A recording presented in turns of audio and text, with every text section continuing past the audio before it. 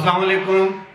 دی civilian کے plate form سے ابرار رشید آپ کی خدمت میں حاضر ہے، اور میری آپ سے درخواست ہے کہ اگر ابھی تک آپ نے اس چینل کو سبسکرائب نہیں کیا تو اسے سبسکرائب کر لیجئے، جو بیل آئیکن یا گھنٹی کا بٹن ہے اس کو ضرور پریس کیجئے گا۔ آپ کا بہت بہت شکریہ۔ گزشتہ شام بے نظیر بھٹو شہید اور آصف علی زرداری کی چھوٹی صاحبزادی بلاول بھٹو زرداری کی چھوٹی بہن آصفہ بھٹو زرداری ایک معمولی سے حادثے میں زخمی ہو گئی۔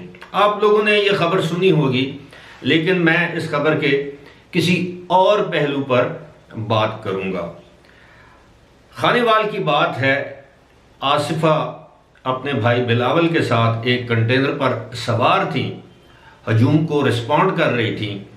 اسی دوران میڈیا چینل سما کا ایک ڈرون جس کے ساتھ کیمرہ بھی منسلک ہوتا ہے وہ ان کے قریب آیا۔ انہوں نے کوشش کی کہ ہاتھ سے اس کو روکیں، لیکن بالآخر ان کا ہاتھ بھی زخمی ہو گیا اور ان کے چہرے یا آنکھ کے اوپر بھی زخم آیا۔ بلاول بھٹو زرداری کے مطابق آصفہ کو فوری طور پر ہسپتال لے جایا گیا، جہاں ان کو 1 یا 2 ٹانکے لگے، لیکن اس کے بعد تصویر میں آپ دیکھ سکتے ہیں کہ ان کی آنکھ پر ایک پٹی نظر آ رہی ہے آپ کو۔ بظاہر یہ کوئی بڑا زخم نہیں تھا، لیکن کیا یہ سیکیورٹی لیپس نہیں ہے؟ گزشتہ روز ہی جو کچھ پشاور میں ہوا وہ ہم نے دیکھا، وہ بھی سیکیورٹی لیپس ہی تھا۔ اب یہ جو خاندان ہے، جو بھٹو خاندان ہے، اب آپ دیکھیں ذرا ان کی تاریخ دیکھیں۔ ذوالفقار علی بھٹو کو پھانسی پر چڑھا دیا گیا، نصرت بھٹو پر لاٹھیاں برسائی گئیں، وہ ساری زندگی اس زخم سے جو ہے وہ صحت یاب نہیں ہو سکی، یا بالآخر انسان نے مرنا ہے۔ قسم و پرسی کی حالت میں دبئی میں ان کی موت واقع ہوئی، بیگم نصرت بھٹو کی۔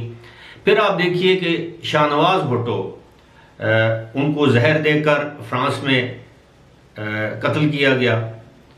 اس کے بعد آپ دیکھیے مرتضیٰ بھٹو کو سریعام کراچی کی سڑک پر گولیاں ماری گئیں اور اس کو اس وقت تک تڑپتا چھوڑا گیا، یعنی ہسپتال نہیں لے جایا گیا جب تک کہ اس کے جسم سے خون نہ بہہ جائے اور وہ موت کے منہ میں نہ چلا جائے۔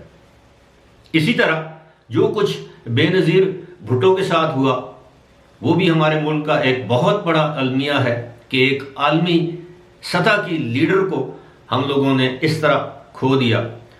اب آصف علی زرداری، بلاول بھٹو زرداری یا ان کے جو بیٹے یا بیٹیاں ہیں، یعنی ان کی جو اولاد ہے، ان کی سیکیورٹی تو بظاہر بہت سخت لگتی ہے، لیکن یہ جو معاملہ ہوا، اب اس میں 2 چیزیں ہیں۔ ایک تو یہ ہے کہ یہ جو میڈیا ہاؤسز ہیں، میرا اپنا تعلق میڈیا سے ہے، ہم لوگوں نے بڑے بڑے جلسے کور کیے ہیں۔ یہ کس کتاب میں لکھا ہے کہ آپ ڈرون اڑاتے اڑاتے سٹیج یا کنٹینر کے قریب یا لیڈر حضرات کے قریب چلے جائیں؟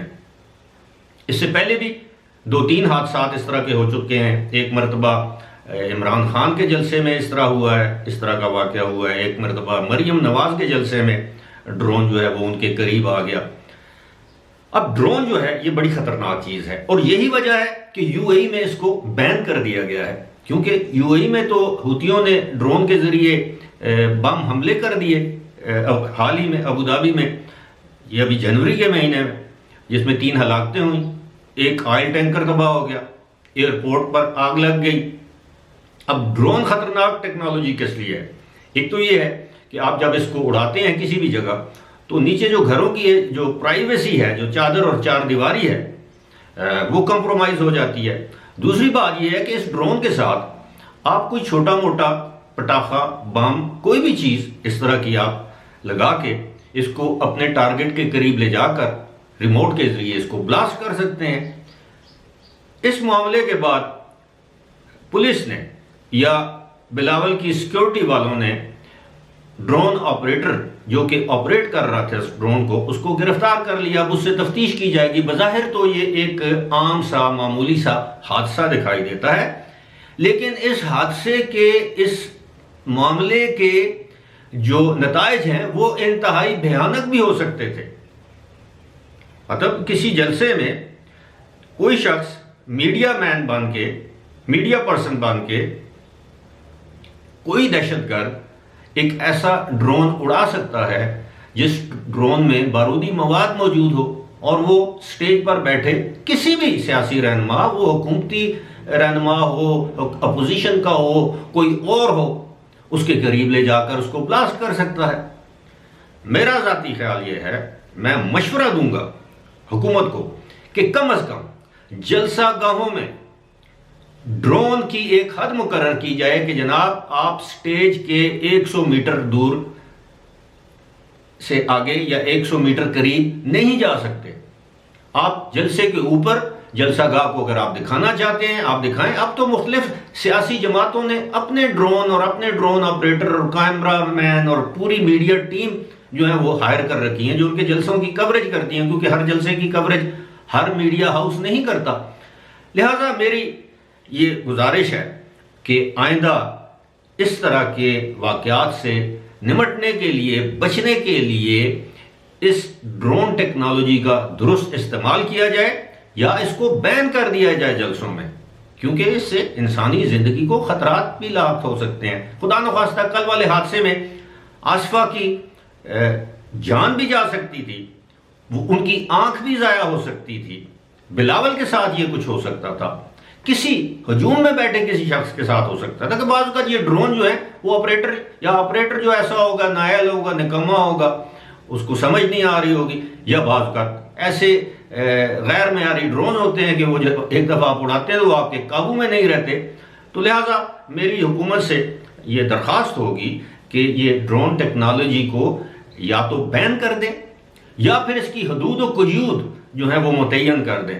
اب بہت سے حساس علاقے ہیں پاکستان میں جہاں پر آپ ڈرونز کو نہیں اڑا سکتے، لیکن ہم دیکھتے ہیں کہ ٹورسٹ پلیسز پر تو چلے ٹھیک ہے، جو ٹریول پر جو ویڈیوز بناتے ہیں ان کے لیے ٹھیک ہے، وہاں پر بھی آپ یقین کیجئے کہ آپ بغیر پولیس کے یا سیکیورٹی حکام کے اجازت کے آپ ڈرون نہیں اڑا سکتے۔ اب جس شہر میں میں موجود ہوں یہاں اب تقریباً 70% آرمی کا ایریا ہے، اس ایریا میں آپ ڈرون تو دور کی بات، آپ عام کیمرے سے بھی فوٹیج یا ویڈیو نہیں بنا سکتے جب تک کہ آپ کے پاس متعلقہ اس کا جو ادارہ ہے اس کے CO کمانڈنگ آفیسر کا اجازت نامہ نہ ہو، اور وہ اجازت نامہ اتنی آسانی سے ملتا بھی نہیں۔